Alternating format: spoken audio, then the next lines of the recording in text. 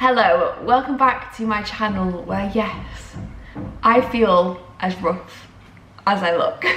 I woke up this morning, it is an absolutely beautiful day, but my kitchen's a mess. Can you hear that banging? Next door having the roof done, and it is the middle of the week. I feel this rough because I've been back in work, like in the office for 2 days. And after working at home for 18 months, it's wiped me out. But today's Wednesday, I've got the day off work. I have been for a walk because honestly, this weather is giving me life considering it is like the middle of September. And I'm gonna make my go-to breakfast. Here's breakfast. We've just got a omelette here, which is 1 egg and 100 grams of egg whites. We've got some roast turkey slices, and then over here I've just got some frozen berries with some yogurt and protein powder. So yeah, this is the breakfast that I have pretty much every day. It's like my staple go-to, and if I want to mix things up, I have like my protein pancakes, which I showed in my last video, or sometimes I have like a chia pudding, something like that. Basically anything that's going to be high protein with some fats to keep me going, is very low in terms of carbs and sugar so that it doesn't spike my insulin. So I'm now going to go and enjoy my breakfast. Clean. Oh, hello. This is my life. Every time I try and speak, the cat also wants to speak. I'm going to clean up the kitchen, clean up this, and just get ready for the day. Then we will get into the topic of today's video. Okay, I am looking a little bit more presentable. It's amazing what a little bit of makeup can do and brushing your hair. Before I set off on my walk this morning, I was looking for a podcast to listen to, and I listened to the Brian Keane podcast. He does loads of different episodes on like fitness and nutrition, etc. And there was an episode this morning called Make Me Sugar Free, and it was by a nutritionist and all about like beating sugar addiction, trying to remove sugar from your diet, etc. And I just thought, oh, that might be interesting, and clicked on it. And it turned out the lady who was speaking had endometriosis. So I thought, oh my God, this is so relevant to me, and it'd be interesting to see how sugar affected her. And she talks about it being incredibly inflammatory, and she was actually going to have a hysterectomy, but by giving up sugar and removing that inflammation, she found that her endometriosis went into remission. So that's what I've been listening to this morning. I will link the podcast down below in case that's something that you want to listen to. But before I head off to the gym, we are going to talk about polycystic ovaries versus hypothalamic amenorrhea. Now, if you've been watching my channel for a while, you will know that my channel kind of started because I thought I had hypothalamic amenorrhea. And that is because that is what I was first diagnosed with by the doctor. And I know that a lot of people watch my old videos. It's got thousands of views because I'm presuming they also suffer from hypothalamic amenorrhea, and they're trying to figure out how to overcome it and how to heal their HA. So I thought it would be a good idea today for me to talk about the differences and also the similarities between PCOS and HA, and how it can lead to you being misdiagnosed. Hi, this is editing Natalie here. You'll see there's a change of outfit here, and it's because I realised if I didn't go to the gym in that moment, I probably wouldn't have gone to the gym. So, change of outfit, it's because it's post-gym. But nevertheless, that doesn't take away from the topic, just explains the change of outfit. One more thing, just a disclaimer, I'm not a professional. I'm not a doctor. I'm not a gynecologist. This information is based on my own experience, from research that I've read, from information that I've received from my doctors. So before you take any of the advice that you see in today's video, please speak to your own health professional. And I'm also a big advocate for going and doing your own research. So just a little disclaimer, okay. So let's jump into the similarities and differences between HA and PCOS. Now, when I first went to the doctor, it's because I'd come off contraception. It had been a couple of months, and maybe a little bit longer, and my period was nowhere to be seen. And that can be one of the symptoms of both HA and PCOS. Now, for HA, it is because the hypothalamus has stopped talking to the ovaries and telling them basically to not release any eggs in order to get pregnant, because your body is not in a state where it is healthy to carry a baby. Whereas with PCOS, it might be that your testosterone is too high, which then prevents you from being able to ovulate, and that is why you can go quite a long time without ovulating. So for me, I have insulin resistance, which means when my insulin is high, it also drives my testosterone, and ultimately this then stops me from ovulating. So like me, you might find that you go to the doctors, you explain that you're not having any periods, and they might tell you that it's HA.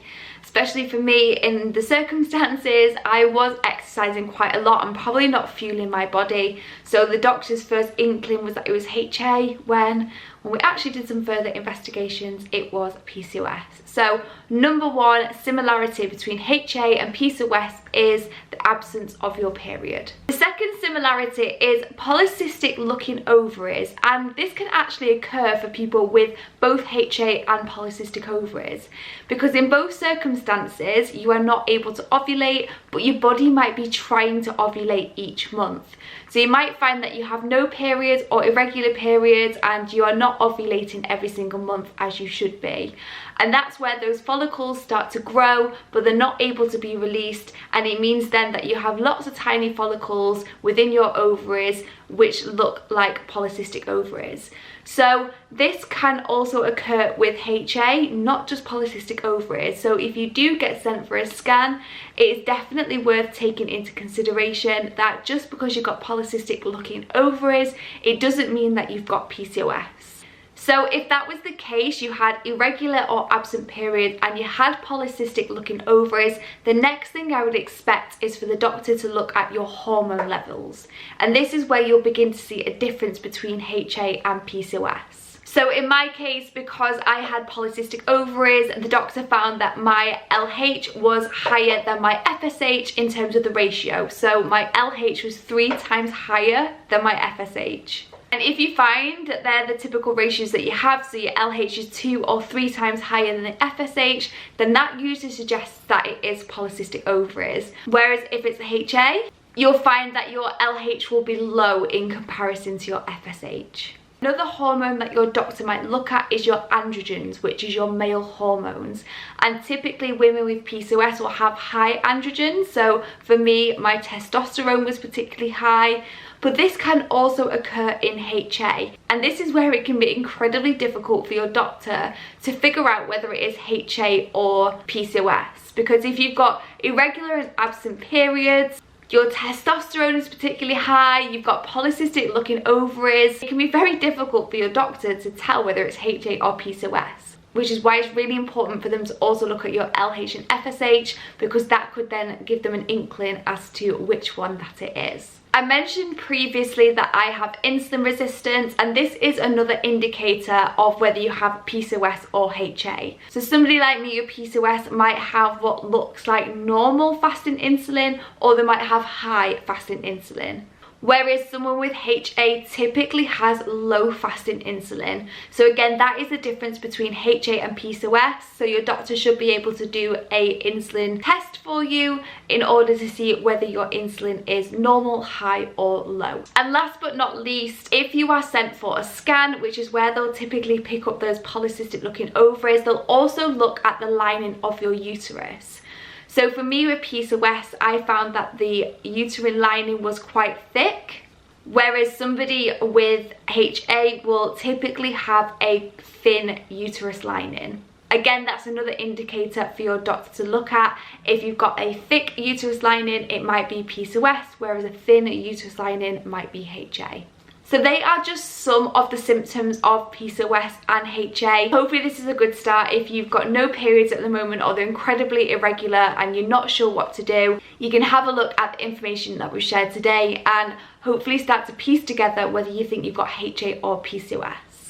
I really do hope that you found this video useful. If you've got any further questions, then please do leave them in the comments down below. As I said, the reason that I've done this video is because my channel started because I thought I had HA, and from that I was having to increase my food volume, get more calories in, reduce my exercise, because I thought that I was trying to heal my body, heal my hypothalamus, talking to my ovaries in order to get me ovulating again and get my period back. And on a few of those videos, I have had some quite nasty comments. talking about the fact that I'm not eating enough, that video is quite damaging to people with eating disorders, etc. And at that time, I didn't even think about that. I didn't even realise that there was anything wrong with the way that I was eating, exercising, etc. That wasn't something that I'd yet come to terms with and accepted.